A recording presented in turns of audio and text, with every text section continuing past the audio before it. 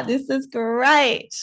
Woohoo! Hello. Welcome, Kirsty. Now, am I saying it right? Kirsty Webeck? Yes, you've nailed it. Well done. Yes, okay. We started on a good note. Do you get a whole lot of like Kirsty, Christy? Oh, yeah, almost exclusively Kirsty.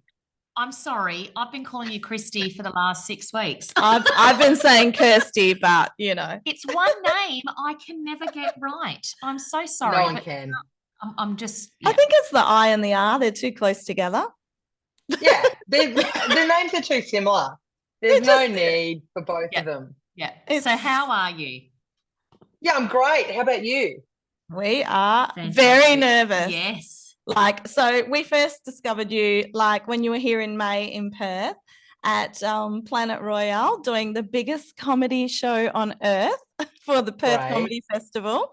Now, there was a whole heap of comedians that came out and everyone had like 5 minutes on stage. It seemed like 5 minutes. And when you came out, you were like, oh my God, like you were our favorite one of the night. Yeah. You just like captured us. And we were front row and we were laughing our heads off and we were like, oh my God, let's just hope we don't get attacked by these comedians, which thankfully we didn't. We were kind to you. Yes. About that particular night, there was a comedian there that night called Paul Foote. Do you know him? Like he was, he gets the award for the craziest person like that night. He just came out. He's incredible. And and like he didn't have any material. Well, maybe that is his material. Is it? That's his material.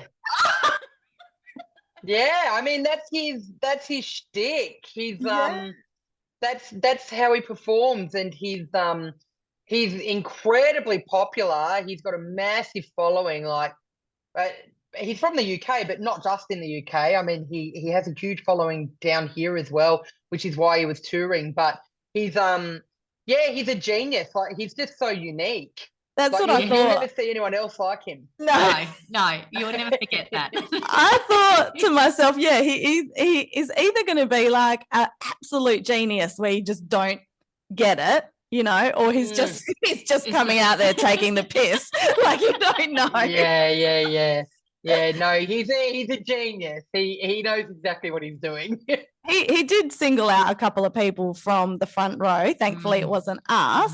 No. Is that something like that you do? Do you ever like single out people in the crowd? No, I don't do it because I know that a lot of people hate that. And a lot of comedians do it, and there's a lot of comedians that are very skilled at it and are able to make a show much better through a little bit of, we call it crowd work, but I don't personally do it because I know that there are so many people who don't go to stand-up comedy because they hate that facet of it. And so I've, over the years, I've always written a joke at the start of my show about how I don't do it, a different joke every year. And through that, the words kind of spread that I don't do it. And I know that there's a lot of people. There's a lot of people who come to my shows specifically because they know that that's not going to happen. And I like that. I like that people feel safe to be able to come and do that because there's plenty of shows for people who do love crowd work. And the prospect of being singled out. That's the problem when we do go to a show. As much as you want to, you're worried that you are going to be singled out and you're stressed about it to the point where you're not enjoying the show because you're worried you're going to be singled out.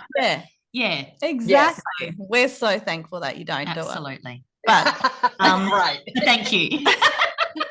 we have been stalking your Instagram lately, and we've noticed that you've been doing your impersonations. Right? We love. Now we thought we might just add 1 or 2 impersonations to your list so that you can. I'm sure you've got a long list to do. We want you to do one when you know in your good time when you're walking into JB Hi-Fi, and it's going to be a really short impersonation because you're going to walk into JB Hi-Fi and no one's going to serve you. No. You're never going to get served. Okay. Honestly. Right. Okay. It's an absolute joke. Write it down. Yeah, it's an absolute joke. I've got a JB Hi-Fi next to me. I go there all the time. You never get served. No. And I want to spend. I want to spend good money in there. Exactly. I want to spend good money, but no, it's not going to happen.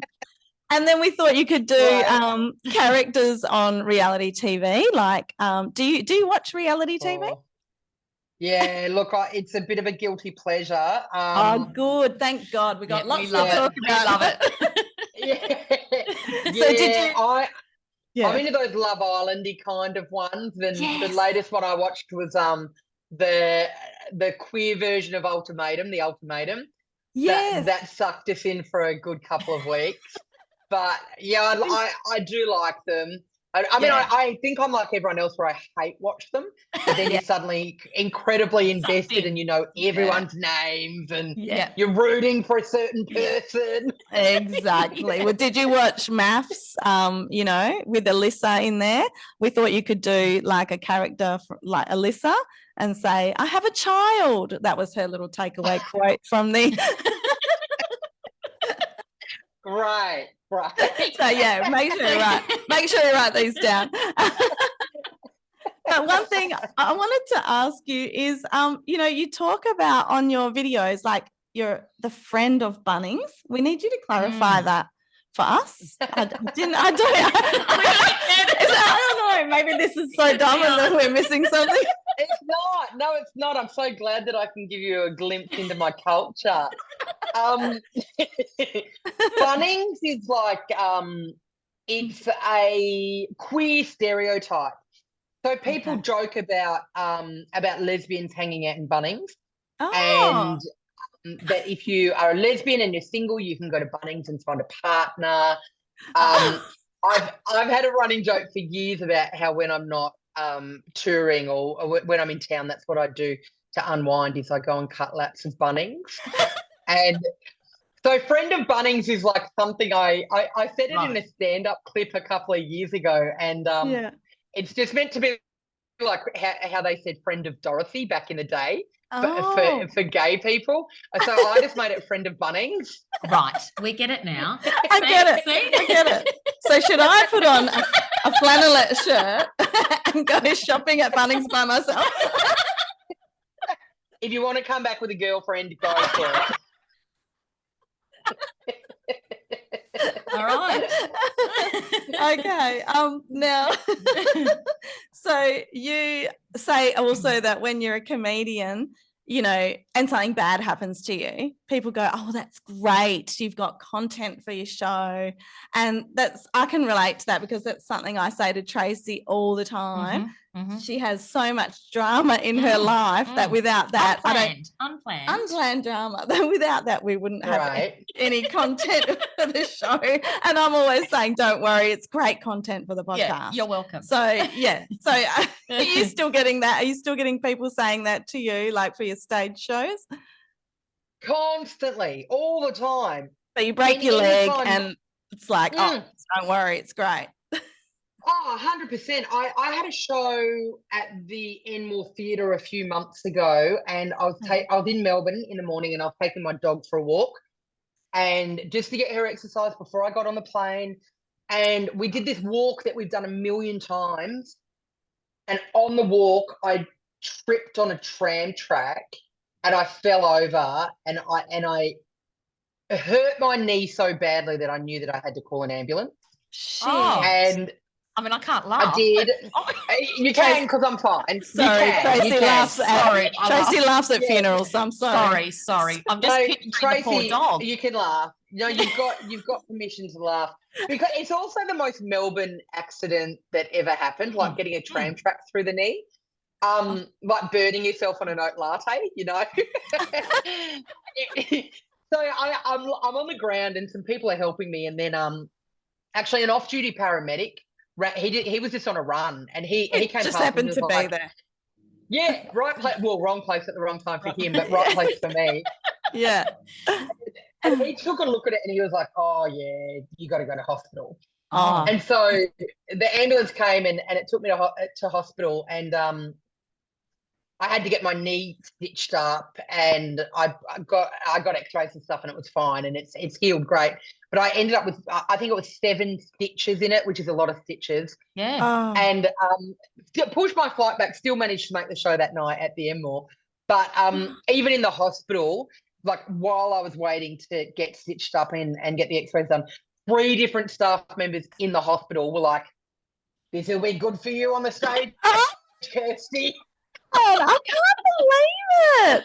Have they no respect for your actual real life? Oh, my dog's just running. Have they no respect for your real life? Yeah, all the time. Everyone's like, "Yeah, this will," and most of the time they're right, but like at the time you're like, I just need my knee stitched up. Yeah. Hello, my kneecap's falling out of my knee. Like, please, a bit of consideration.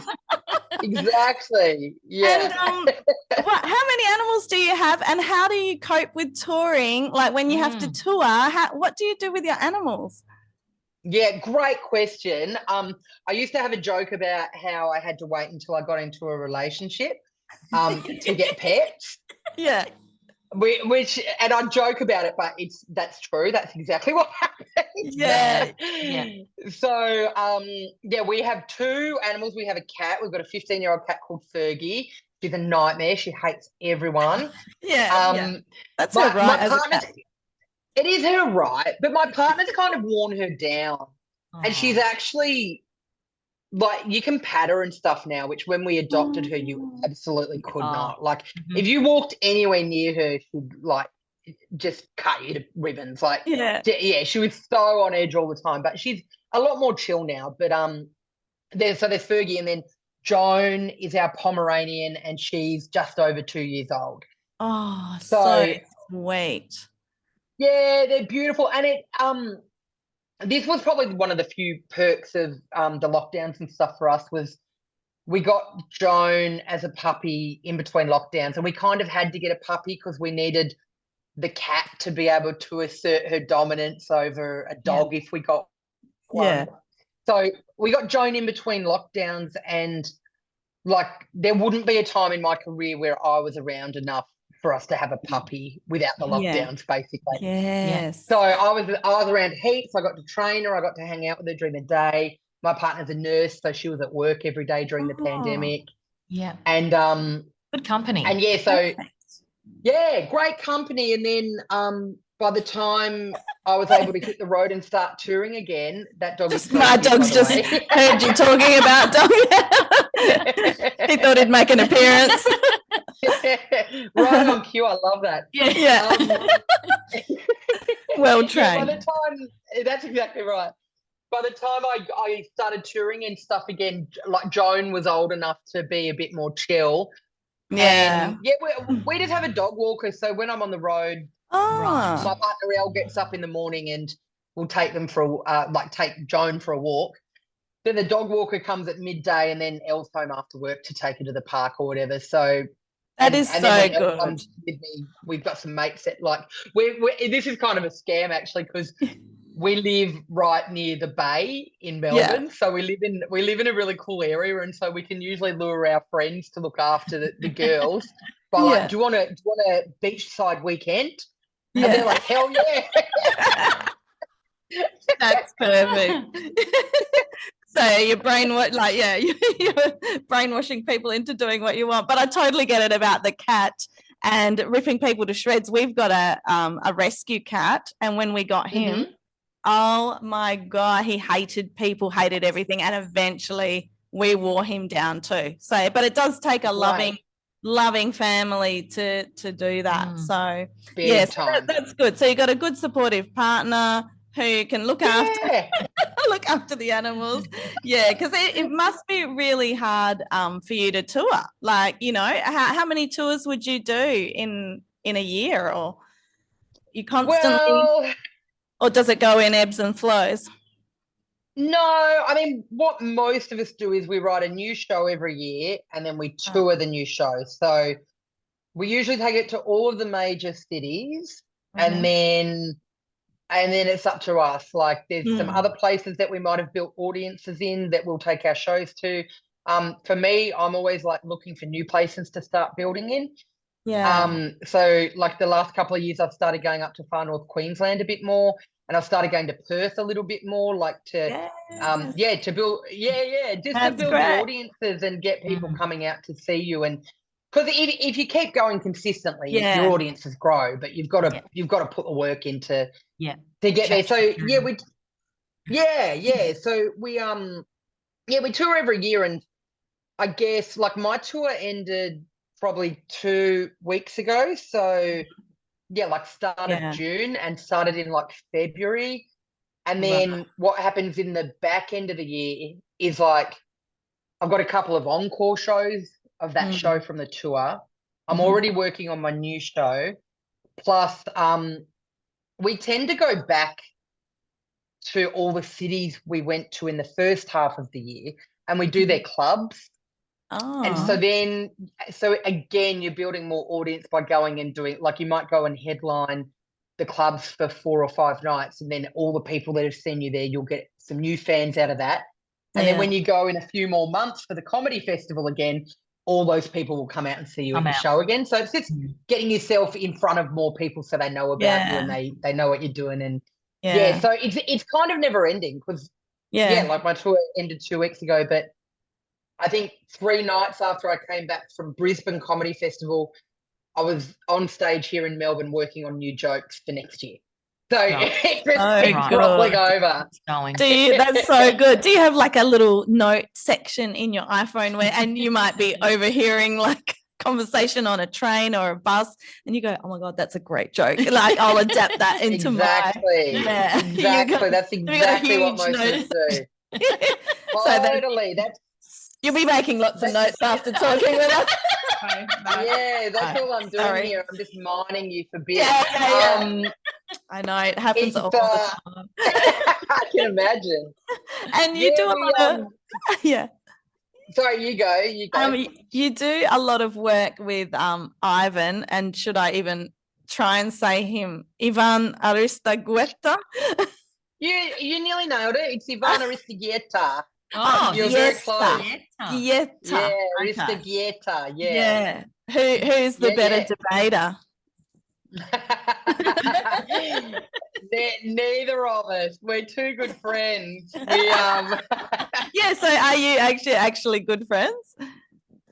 Yeah, we're best of friends. That's why we work together on so many things. That's we're super good friends, and it's really good. And we both work really similarly. So I mean, I've got a few friends that I work on different projects with, but Ivan and I, we're super close, and we write loads of stuff together, and we help each other with jokes for our shows, and we film a fair bit of stuff together. And I liked watching your debate things. I think they're really, really cute.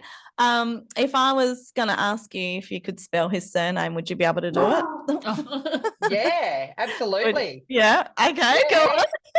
It's Aristeguieta. Oh, maybe I spelled it wrong.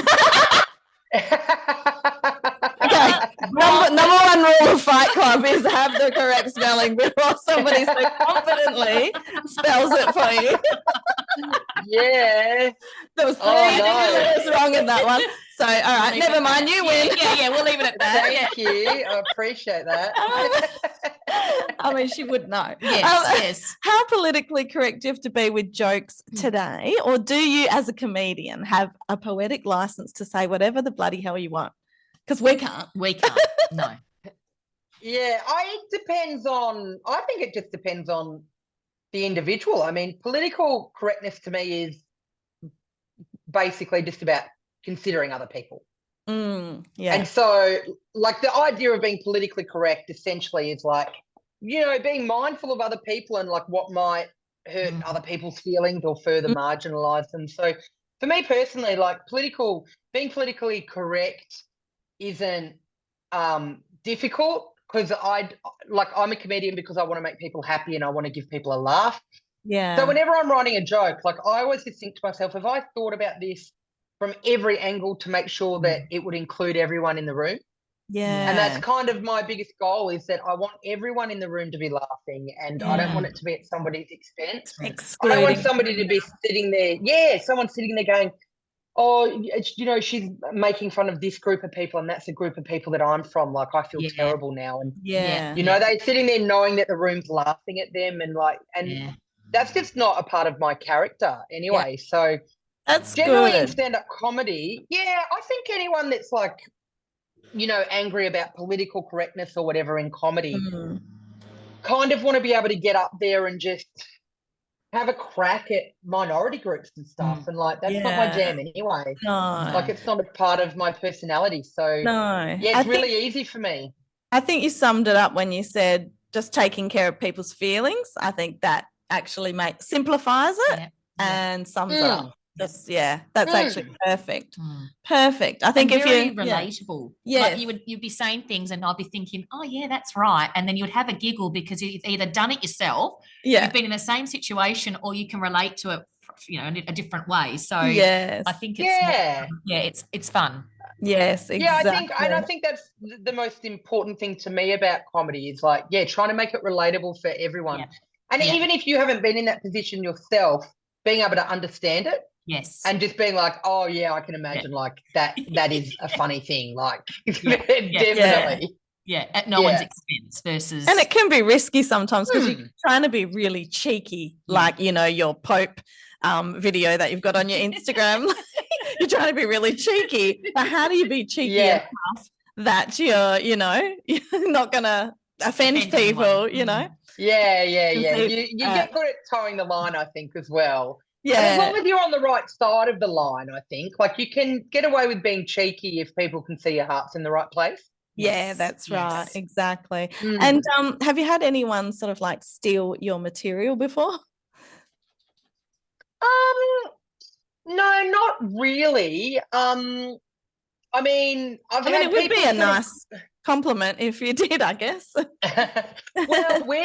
it's kind of the cardinal sin in comedy is stealing someone else's material. Like, once you get a reputation for that, you're in pretty big strife in the comedy community. So we're really good at letting people know. Like, an example is a few years back, I had a joke about a washing machine. Yeah. Like, not original, like, everyone's got a washing machine, right? But I had this joke, and one of my friends was like, this other comedian has a joke about washing machines. And I was like, okay, cool. And so I'm like, but that doesn't mean no one can have a joke about washing machines. They just need to be different. Yeah. And so I contacted our other mate, and I was like, I haven't seen your washing machine bit, but I've got one at the moment. What's yours about? He told me, I told him what mine was. We both agreed that they were completely separate. And then we both just carried on doing them. Yeah. Right. But especially because you're often writing about things that are topical, it's really common in stand-up comedy just to have parallel thought. Yeah. Yeah. So every now and then you'll have somebody who has similar material to you, or, is looking at a certain topic from a similar angle to you. And it's not that they've ripped it off you or you've ripped it off them. Like, you've just both had a similar thought about the same topic. Yeah. So, but we're so careful about it. Like, it's it's just, you'd be pretty, if you were a repeat offender, you'd probably be ostracized from the community. Yeah. But Totally we work so hard to come up with our material that it is literally the worst thing you can do, steal other people's material. Yeah. Totally agree, because it's like at the moment, everyone's coming out with a podcast. So you can't say, oh, my friend had a podcast, so we can't do a podcast now. Everyone's going to bring a point of difference to whatever they choose to do. So, as long as you respect everybody, I think that's great. Now, just want to ask, what's one thing that annoys you the most about people? Like, I can say for me, it's like when you're coming down an escalator and people just stop right at the bottom and they just, how you going, Jack? How's, and they just stop for that convo, and you're like, hello, I'm about to be sucked up by the escalator. Can you please move to the side? Things that, do you people watch and get your, your stuff for your next show and sort of like go, oh my God, hate that about people, Yeah, I don't really talk much about it on stage, but there's plenty of things that wind me up. I mean, pretty much anything anyone else does on the road winds me up. Like every time I'm in the car, I'm like, why can't anyone drive? Yes. Like my partner hates being in the car with me because the second we leave the driveway, I just do like a low volume running commentary of everyone around me. I'm like, what's he looking at? Why is he doing 20 Ks in a 40 zone? Why isn't she merging? You've got to accelerate. Go, go, go. You've got to hit 80 Ks to merge in the slip lane. What are you doing? Like, you love your horn? Time to our destination, I am obsessed with my horn. Same. Like, there's more time on the horn than off the horn. And are you a holder down horn or a holder downer? Like, do you hold it down or do you just press it? When I really mean business, like if someone cut me off and it's really dangerous, like they're getting the 15 to 20 second treatment. Oh, wow. Again, we can relate. I can relate. Road rages. Road rages. I love my horn. It just makes you feel better when you know you can release that energy, isn't it? Yeah. Well, so it seems people can't merge in any state. No. We thought it was Western Australia, but they can't. No. They can't merge anyway. And sorry to typical type Volvo drivers. Oh, sorry. You don't have a Volvo, do you? You should have cleared it first. No, I don't. No, I don't. Do we not like each other now? Whoops, a daisy, and that's the end of the call. Yeah, Volvo drivers. For some reason, I don't know what it is. I look at a Volvo now and I think, oh no, here we go. What's here we happen? go. I know. Well, there you go. And how did your parents react when you told them you wanted to go into comedy? I don't think they really minded. Like, I think my dad wanted to be a stand-up comedian.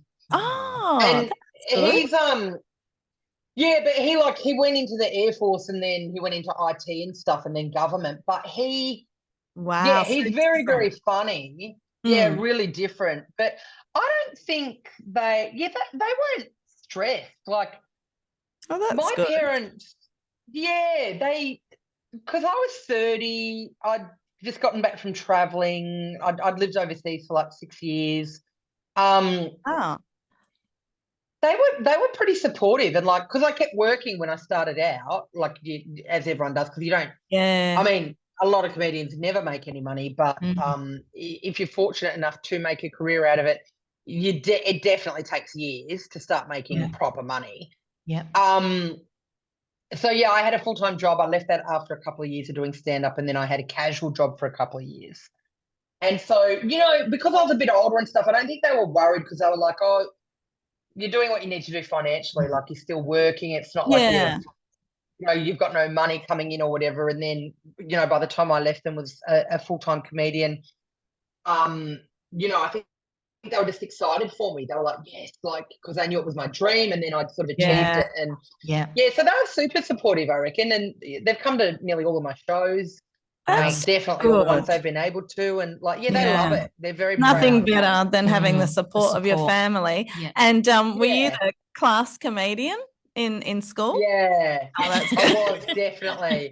Yeah, I was always the class clown, like the whole way through. It was and I just loved it. That's what made me think, because people my whole life were like, oh, you should be a comedian, you're so funny. But I knew from a really young age that, like, being funny in class or being funny with your mates is not the same as being a stand-up comedian. Yeah. You're standing up in front of people that know nothing about you, and they've got no goodwill towards you, like, until you're playing to your fans at festivals and whatever. And they're all from different backgrounds. They've had different kinds of days. Like, there's so many variables, and you're meant to make each and every one of them laugh. Like, it's it's really hard. You suck at it for years. Yeah. Like, most people suck for years until they finally find their voice and work out what the formula is. Yeah, that is amazing. Yeah, it's so good, and you can be so fortunate to know early on what your strengths are, and how you're going to build it into a career. That's you're so fortunate for that. Yeah, I agree. Yeah, that's so good. Well, we would like to say thank you for being on the show, and I think we're going to wrap it up now. but we would like My to say pleasure. it's been an absolute pleasure talking to you Thank today. you. It's great. And yes, hopefully we look forward to seeing you in Perth soon. Any plans of coming to Perth? Are we going to have to wait till next year? No, I'll be back. I'll be back at the end of the year. I'm shooting for like October, November at the moment. So hoping to get back around then, but then otherwise I'll definitely be back for the Perth Comedy Festival next year. So yeah, can't wait. I love Perth audiences, by the way. Good. Yay! I always tell everyone that Perth audiences are one of my favourites in the country. You guys are up for everything. Oh, good. That is so good to hear because we love you too. Absolutely. Good. We'll see you next time in Perth then. Awesome, legends. Thank you so much. Thank you so much. Thank you so much. See you then. See you Have later. a great day, mate. You too. Bye. Bye. Bye.